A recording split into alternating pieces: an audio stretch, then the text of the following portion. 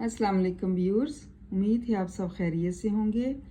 आज का हमारा उन्वान है नज़म जावेद के नाम और इनके शायर हैं अल्लामा मोहम्मद इकबाल रहमतुल्लाह अलैह। आइए शेर नंबर 3 की तशरीह करते हैं। उठा ना शीशा ग्रां फरंग के एहसान, सफाल बंद से मीना व जाम पैदा कर।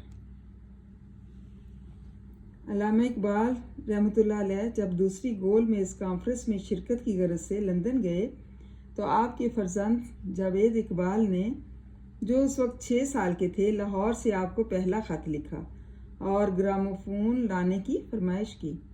जावेद इकबाल अभी बच्चे थे। इकबाल रहमतुल्लाह अलैह ग्रामोफोन तो ना ला सके मगर ये नज़म जो है उनके लिए लिख कर ज़रूर लाए।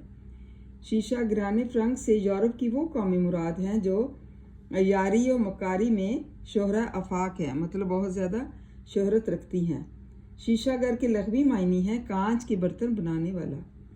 इकबाल रहमतुल्लाह अलैह ने इस लफ्ज़ को अक़वाम मग़रिब के लिए इस्तेमाल किया है और इसकी वजह यह है कि इन कौमों के असूल ज़िंदगी पायदार नहीं हैं, बल्कि उनके जो जितने भी वायदे होते हैं वो कांच के तरह कमज़ोर और नाकाबिले एतमाद होते हैं। उनके अलूम व फ़नून और ख़यालात में भी पुख्तगी नहीं पाई जाती, मतलब कोई पुख्तगी नहीं होती, कोई मजबूत जो है उनके कानून नहीं होते।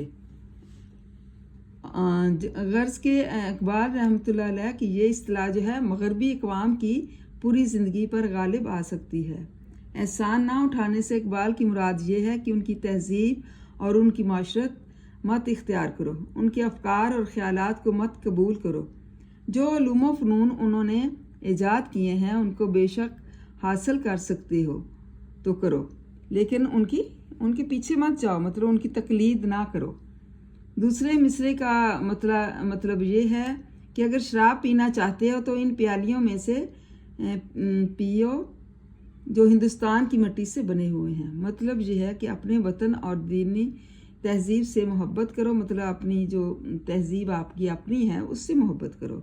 वाज़ेह हो कि इकबाल रहमतुल्लाह अलैह वतन दोस्ती में किसी बड़े से बड़े नेशनलिस्ट से कम नहीं थे, मतलब उनको बहुत ही अपने वतन से बहुत मोहब्बत थी। उन्होंने सारी उम्र हिंदुस्तान को वतन दोस्ती का पैगाम दिया, मतलब हमेशा दोस्ती का पैगाम देते थे और उसी पर अमल करते थे। अरमगान हिजाज से एक शेर है, प्यामे वो ज़म्न हिंदुस्तान रा ग़ुलाम आज़ाद अज़ बेदारी दिल, मतलब ये एक शेर है जो उन्होंने अपनी किताब में लिखा है। किताब का नाम है अरमगान हिजाज। तो उम्मीद है आपको इस शेर की समझ आ गई होगी। इसको अच्छी तरह से याद करें, लर्न करें। थैंक यू एंड जज़ाकल्लाह खैर।